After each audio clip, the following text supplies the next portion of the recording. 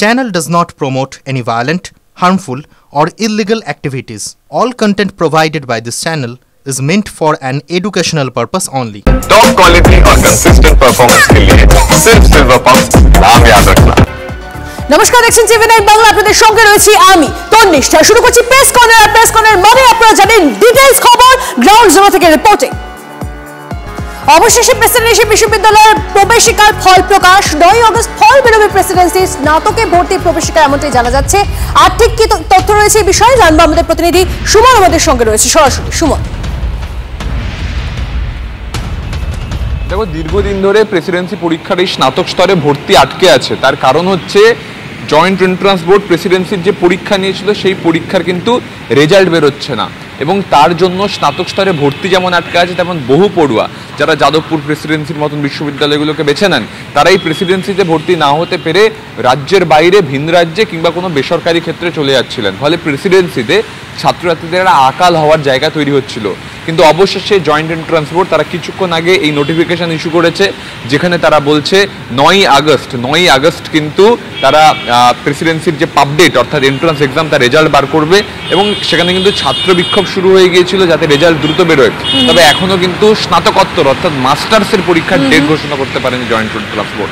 এখান থেকে একটা কথা বলে রাখি, কোথাও কিন্তু জল্পনা শুরু হয়েছে জয়েন্ট এন্ট্রান্স বোর্ডের হাত থেকে ফের কি প্রেসিডেন্সির হাতে ভর্তি প্রক্রিয়ার প্রবেশিকা পরীক্ষার যে পরীক্ষা নেওয়ার ক্ষমতা তা ফিরিয়ে দেওয়া উচিত, কারণ জয়েন্ট এন্ট্রান্স বোর্ডের দেরির জন্য প্রেসিডেন্সির ক্ষতি হচ্ছে। বেশ বেশ, ধন্যবাদ।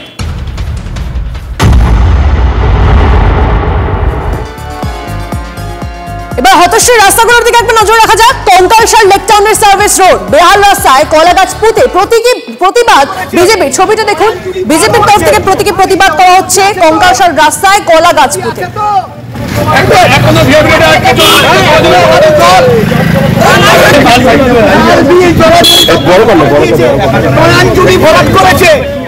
আজকে আমরা কলা গাছ পুঁতছি কেন? আগামী দিনে গোটা পশ্চিমবঙ্গে জলা জমিতে আর মানে রাস্তা খোদায় বিভিন্ন দিকে গাছ পুঁতে সাঁতার কেটে আমরা প্রতিবাদ জানাচ্ছি, যাতে আগামী দিন নজরে পড়ে। এই রাজ্যের মানুষকে কাজ করা দেখিয়েছে, কর্মসংস্থান নেই, শুধু ভান্ডার দিতে বলছে। রাজ্যের মানুষ বলছে ভান্ডার দরকার নেই। অথচ আপনারা দেখুন, বিধাননগর থেকে শুরু করে আমাদের দক্ষিণ দমদমে যে 10টা ওয়ার্ড আছে বিধাননগর বিধানসভায়, সেখানে সমস্ত রাস্তাঘাটের অবস্থা ভয়ানক। আপনারা যেখানে দাঁড়িয়ে আছে আপনারা দেখতে পাচ্ছেন এর সামনে 22 তলা বিল্ডিং উঠছে। একটা পাড়ার মধ্যে 22 তলা বিল্ডিং উঠছে, দেখুন লক্ষ লক্ষ কোটি টাকা পৌরসভা আয় করছে, রাস্তাঘাটে এই বেহাল দশা। রাস্তার বেহাল দশা এবং বিজেপির বিক্ষোভ আপনারা দেখছেন। আরো একটা ছবি আমি বিচারকে দেখাতে বলবো, মুর্শিদাবাদের ছবি, সেটা সিপিএম এর তরফ থেকে সেখানে বিক্ষোভ দেখানো হচ্ছে বেহাল রাস্তা, এবং সেই জন্য বামেদের তরফ থেকে বিক্ষোভ দেখানো হচ্ছে। মুর্শিদাবাদের ছবি, দুটো ছবি একসঙ্গে দেখাচ্ছি আপনাদেরকে, দুটো ছবি একসঙ্গে দেখছেন আপনারা। প্রতিবাদ চলছে, বেহাল রাস্তায় নাকাল হতে হচ্ছে নিত্যযাত্রীদের। খানাখন্দে বড় রাস্তা, যাত্রাপথে দুর্ভোগ। মুর্শিদাবাদের রঘুনাথগঞ্জে বিক্ষোভ সিপিএম এর। জঙ্গিপুর লালগোলায় রাস্তা অবরোধ।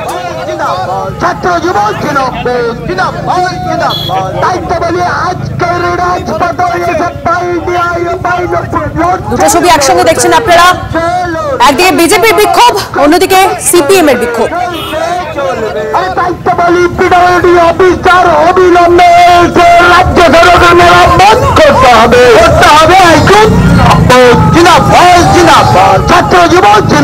কৌশিক আমাদের প্রতিনিধি আমাদের সঙ্গে রয়েছে। কৌশিক, পরিস্থিতি এমন রাস্তার, যে রাস্তা যাত্রাপথে এমন দুর্ভোগ, বিক্ষোভ করছে সিপিএম এবং রাস্তা অবরোধ করে, কি চলছে সেখানে? দেখো, যে জঙ্গিপুর যে রঘুনাথগঞ্জের যে রাস্তা, সেই লালগোলার রঘুনাথগঞ্জ রাস্তার উপর বিক্ষোভ দেখাচ্ছে, কারণ রাস্তার এতটাই বেহাল দশা, পুরোটাই খালাখন্দে ভর্তি, এবং বারংবার জানিয়ে প্রশাসনকে জানিয়েও কিন্তু কোনো সুরাহা হয়নি।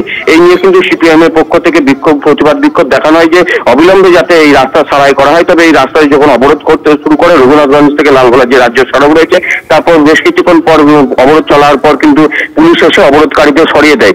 কিন্তু প্রশ্ন হচ্ছে যে একের পর এক যে রাস্তার বেহাল দশা সামনে আসছে, সেখানে কিন্তু কোনো রকম সুরাহা হচ্ছে না।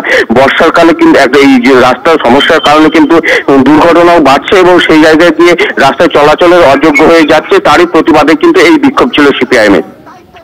বেশ, ধন্যবাদ।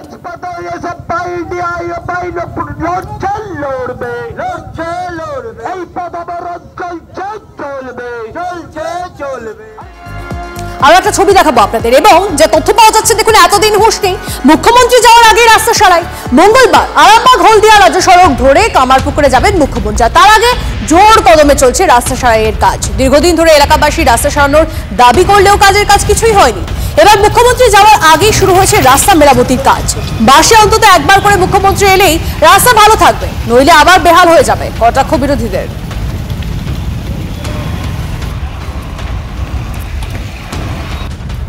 5ই আগস্ট কামারপুকুরে আসবেন মুখ্যমন্ত্রী মমতা বন্দ্যোপাধ্যায়। তার আগেই 2 নম্বর রাজ্য সড়ক এবং 7 নম্বর রাজ্য সড়ক জরুরি ভিত্তিতে মেরামতি চলছে।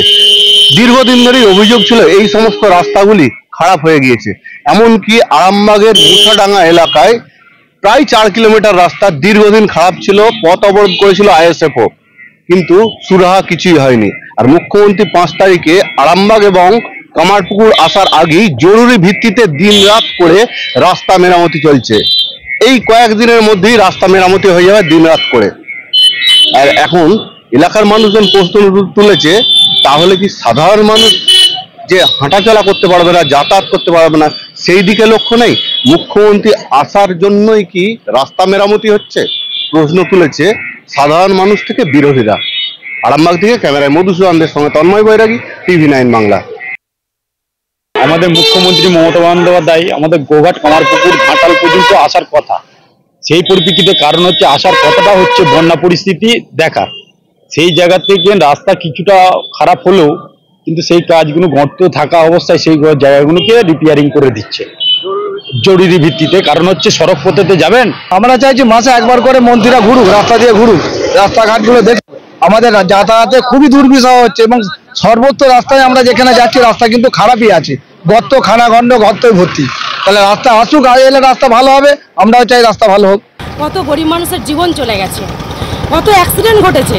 এতদিন এখানকার নেতা মন্ত্রী কারুর হুঁশ জাগে না, সবাই নাকা সত্যি তেল দিয়ে ঘুমাচ্ছে। আর যেই দেখেছেন দিদিমণি আসছেন, দিদিমণি বলে ব্যাপার, নেতা মন্ত্রীদের জন্য ওনার গাড়িতে যেতে যেতে যদি কোমরে খেঁচকা লেগে যায়, তাই গর্ত বোঝানোর জন্য দিন রাত ধরে জিসিপি দিয়ে কাজ হচ্ছে। এই সরকারটাকে দেখলে লজ্জা ছাড়ার কিছু বলার মতো ভাষা নেই।